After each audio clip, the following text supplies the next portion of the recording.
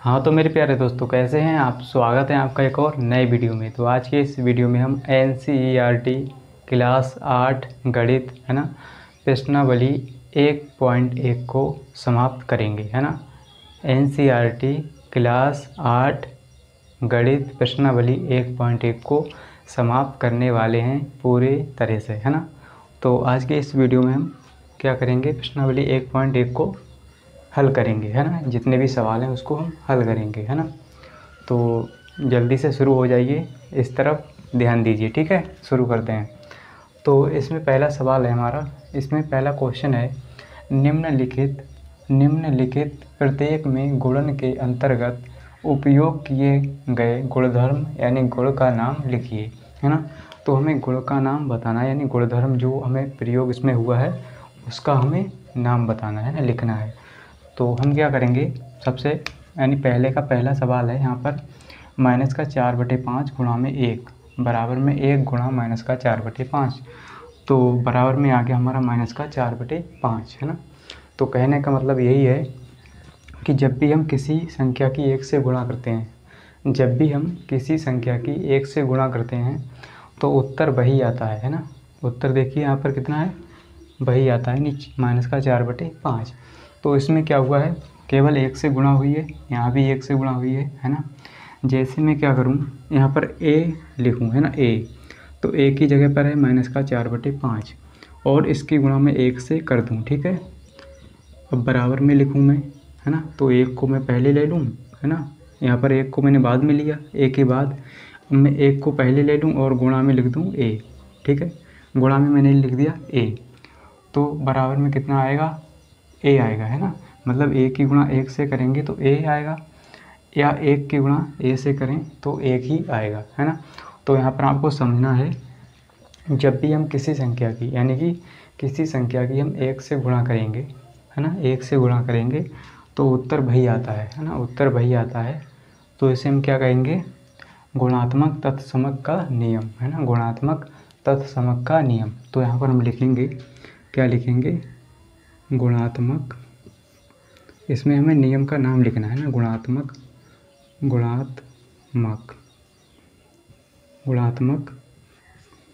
तत्समक का नियम है ना। इसमें इतना लिख देंगे आप। तो इसमें कौन सा नियम लगा है, गुणात्मक तत्समक का नियम, यानी किसी भी संख्या की 1 से गुणा करने पर उत्तर वही आता है ना।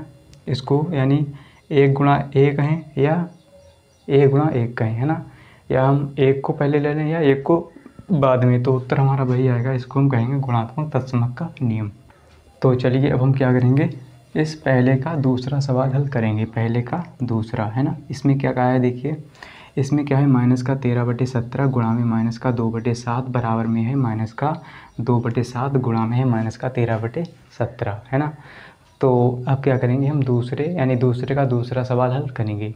तो अगर पहला सवाल समझ में आ गया है तो जल्दी से लाइक कर दीजिए और अपने दोस्तों के साथ शेयर कर दीजिए है ना, ताकि वो भी इस वीडियो को देख पाएँ है ना।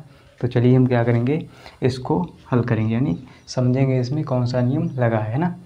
तो यहाँ पर क्या देखिए, अगर मैं -13/17 को a मान लूँ, ठीक है, a क्या मान लिया मैंने, a, और जो -2/7 है इसको मैंने क्या मान लिया, v है ना। और बराबर में देखिए यहाँ पर क्या है, -2/7, तो 2/7 को मैंने b माना है ना, b माना, और गुणा है ना, गुणा है -13/17 मैंने क्या माना, a। तो कहने का मतलब ये है कि मैंने इसको a माना -13/17 और इसको b मान लिया है ना थोड़ी देर के लिए, तो -2/7 को b मान लिया। तो देखिए इसमें क्या हुआ, पहले a आ गया है ना, a गुणा v, इसमें क्या हुआ, पहले b आ गया v गुणा a, यानी इसमें क्रम जो है उल्टा हो गया है ना, क्रम उल्टा हो गया है ना। पहले देखिए क्या है, -13/17 है, फिर क्या है, इसमें -13/17 बाद में है ना। तो इसमें क्या है, -2/7 इसके बाद में आया और इसके इसमें पहले आ गया है ना। तो कहने का मतलब क्या है, इसमें केवल क्रम उल्टा हुआ है, यानी क्रम आगे पीछे देखिए इसमें है ना, पहले इसमें a है और इसमें इसमें बाद में a है ना। तो कहने का मतलब यह है, इसमें क्रम विनिमय नियम का प्रयोग किया गया है ना, क्रम केवल उल्टा हुआ है ना, आगे पीछे कर दिया गया है ना, तो इसे हम कहते हैं गुणात्मक क्रम विनिमयता का नियम है ना। इसको क्या कहेंगे? गुणात्मक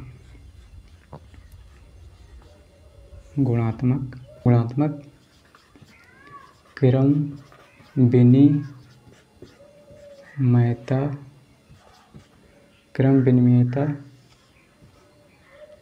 का नियम है ना, का नियम, इतना आप लिख लेंगे। गुणात्मक क्रम विनिमयता का नियम, तो इसको क्या कहेंगे हम? गुणात्मक क्रम विनिमयता का नियम है ना। इसमें केवल क्रम जो है आगे पीछे यानी उल्टा हुआ है ना, पहले ए गुणा बी, फिर क्या है बी गुणा ए है ना, तो संख्याएं वही हैं, केवल इसको उल्टा कर दिया गया है ना, आगे पीछे। तो अब हम करेंगे तीसरा सवाल है ना, पहले का तीसरा। तो अब हम क्या करेंगे?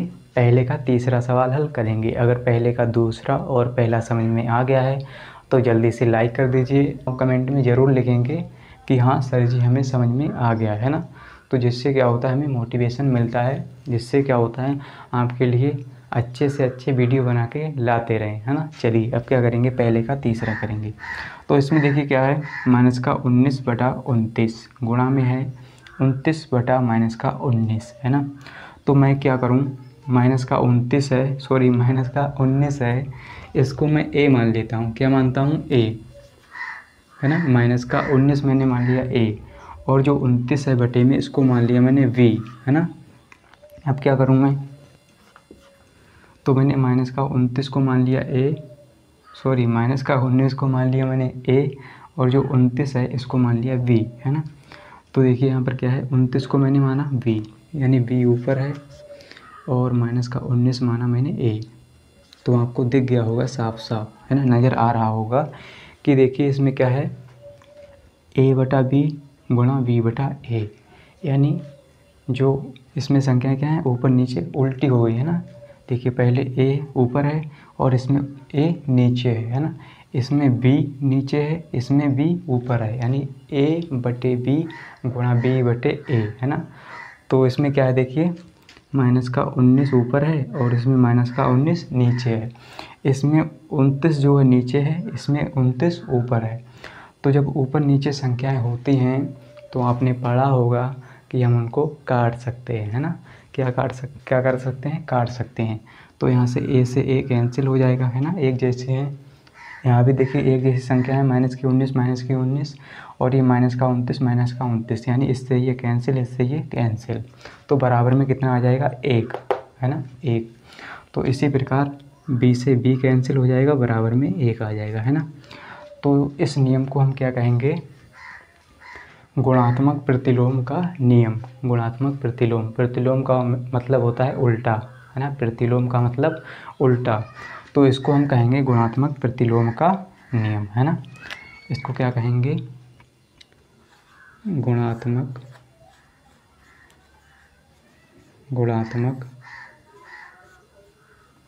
प्रतिलोम है ना। प्रतिलोम का मतलब होता है उल्टा, प्रतिलोम का नियम। इसमें क्या हुआ है, संख्याएं उल्टी हुई हैं है ना, ऊपर नीचे, तो इसको हम कहेंगे गुणात्मक प्रतिलोम का नियम। तो हमने पहले का यानी पहले के जितने भी क्वेश्चन के यानी पहले सवाल के जितने भी सवाल हैं है ना, पहले क्वेश्चन के जितने भी सवाल हैं, खंड हैं, उसको हमने हल कर लिया। अब हम करेंगे क्वेश्चन नंबर 2 को हल करेंगे है ना, सवाल नंबर 2 को। तो अगर मज़ा आ रहा है तो वीडियो को लाइक कर दीजिए है ना, और क्या करिए कमेंट में लिख दीजिए कि हाँ हमें समझ में आ रहा है ना। चलिए अब हम क्या करेंगे, क्वेश्चन नंबर 2 को हल करेंगे। अब हम क्या करने वाले हैं, क्वेश्चन नंबर 2 को हल करने वाले हैं ना, सवाल नंबर 2 को। तो इसमें क्या कहा है देखते हैं है ना। तो कहता है बताइए है ना, कहता है बताइए है ना, बताइए कौन से गुणधर्म की सहायता से है ना, सहायता से आप 1/3 गुणा 6 गुणा 4/3 है ना, ये ब्रैकेट में है, को 1/3 गुणा 6 ये भी ब्रैकेट में है, गुणा 4/3 के रूप में अभिकलन करते हैं। तो ये बात कहता है कि बताइए इसका नाम, यानी गुणधर्म इसमें जो प्रयोग हुआ है उसको आप किस रूप मतलब के रूप में अभिकलन करते हैं, किस रूप में अभिकलन करते हैं है ना। तो हमें नाम बताना है गुणधर्म का, इसमें कौन सा गुणधर्म प्रयोग किया गया है ना, कौन सा गुणधर्म इसमें लग रहा है ना। चलिए तो हम क्या करेंगे, इसको यहाँ पर नोट करेंगे है ना। 1/3 गुणा ब्रैकेट में है 6 गुणा 4/3 ब्रैकेट में है ना। तो यहाँ पर क्या है, को है ना, बराबर लगा लेंगे हम है ना। तो यहाँ पर क्या है देखिए 1/3 है ना, 1/3, फिर क्या है गुणा में 6 है और ब्रैकेट बंद, फिर क्या है गुणा में 4/3 है ना। तो आपको ध्यान से देखना है ना कि 1/3 गुणा 6 गुणा 4/3। तो देखिए इसमें क्या है, पहले देखिए 1/3 गुणा 6, यानी पहले इसमें क्या है, इन दो को साथ में ले लिया गया है ब्रैकेट में अंदर है ना। फिर क्या है, इन दो संख्याओं को ब्रैकेट के अंदर ले लिया गया है ना। तो अगर मैं 1/3 को a मान लूँ है ना, 1/3 को a मान लूँ, गुणा इसको क्या मान लूँ v, 6 को मान लेता हूँ v ब्रैकेट में v, और गुणा इस 4/3 को c मान लेता हूँ है ना, बराबर। अब देखिए यहाँ पर ब्रैकेट में क्या है, 1/3 को मैंने क्या माना a, तो यहाँ पर a लिखूँगा, गुणा 6 को मैंने माना v तो b लिखूँगा, ब्रैकेट बंद, गुणा में है 4/3, इसको मैंने c माना। तो आपको दिख रहा होगा है ना, साफ साफ आपको दिख रहा होगा कि इसमें a जो है, मतलब यहाँ पर a को छोड़ दिया, b गुणा c, यानी ये दोनों एक साथ हो गए है ना, एक साथ ले लिए गए।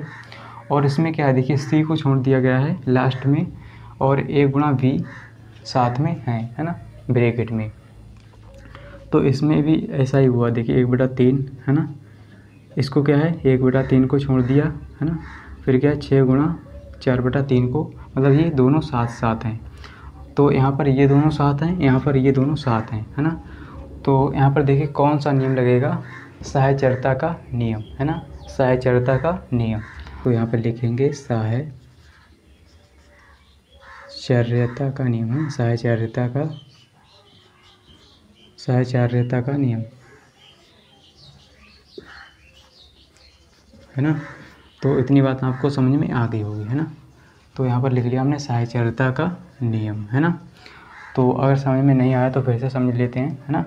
देखिए इसमें क्या है, b गुणा c एक साथ लिए गए हैं, यहाँ पर a गुणा v एक साथ लिए गए हैं ना, ब्रैकेट के अंदर इसमें a को छोड़ दिया गया, इसमें c को है ना अलग कर दिया, मतलब अलग हैं ये है ना। मतलब यहाँ पर क्या है, b गुणा c एक साथ हैं, यहाँ पर a गुणा v एक साथ है ना। तो इतनी बात आपको समझ में आ गई होगी है ना। तो इसे कहते हैं साहचर्यता का नियम है ना। तो ये हमारी प्रश्नावली जो है समाप्त हुई। अब हम क्या करेंगे, अगली प्रश्नावली आएगी 2.1, उसको हम सॉल्व करेंगे है ना अगले वीडियो में। तो उम्मीद करता हूँ कि आपको ज़रूर समझ में आया होगा। अगर वीडियो अच्छा लगा है तो वीडियो को लाइक कर दीजिए और अपने दोस्तों के साथ शेयर कर दीजिए है ना। अगर आपने अभी तक हमारा चैनल सब्सक्राइब नहीं किया है तो सब्सक्राइब करना ना भूलें है ना। तो चलिए मिलते हैं अगली वीडियो के साथ। आज के लिए इतना ही। जय हिंद।